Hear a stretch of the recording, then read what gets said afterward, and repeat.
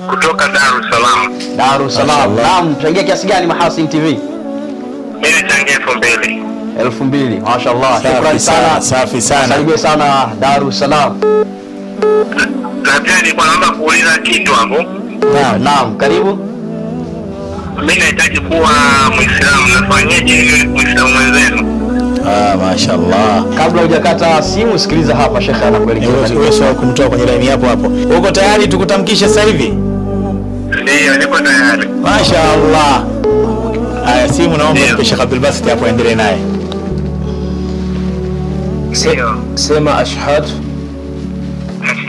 an la ilaha illa Allah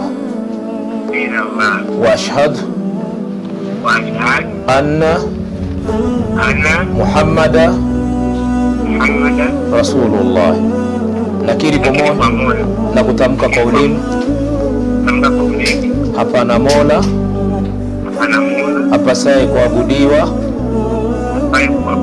kwa haki isipokuwa Allah. Na nakiri kwa moyo na kutamka kwa ulimi hakika ya Muhammadi ni mtume wa Allah na ni mjumbe wake. Ndugu yangu, tayari umekuwa Muislamu. Je, unaweza ukasema jina la umependekeza tukupe jina lipi la kwanza? La pili linabakia na la tatu kama kawaida. Napenda niitwe Isa. Isa, kuanzia leo unaitwa Isa. Uko Dar es Salaam eneo gani? Nipo Goba. Basi inshallah nadhani utachukua namba alafu tunaweza tukasema zaidi baadaye. Allahu akbar. Haya, nachukua namba yako hapa, nadhani baada ya kipindi ama kwa kesho inshallah Shekhe watazungumza na wewe. Haya, nashukuru. Haya, shukrani sana Isa, wasalimie Goba hapo. Haya, shukrani sana. Naam, Sheikh Hassan Muhammadain. Naam. Sadaka ni amani, nurun ala nur. Limetokea hili.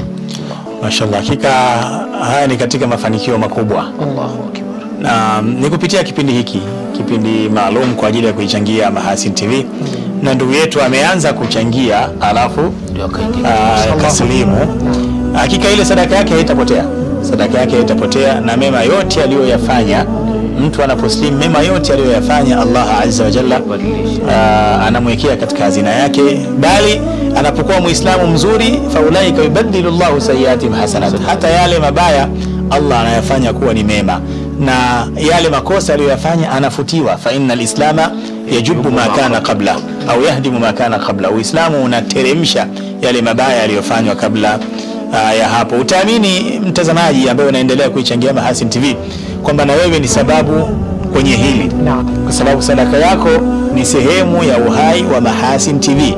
Na leo tumeona tukiwa hewani moja kwa moja tumempata ndugu yetu, ameungana nasi, amekuwa ndugu yetu katika imani. Alhamdulillah. Allahu akbar, Allahu akbar, Allahu akbar. Hakika haya ni mafanikio makubwa sana kuliko tunavyodhania.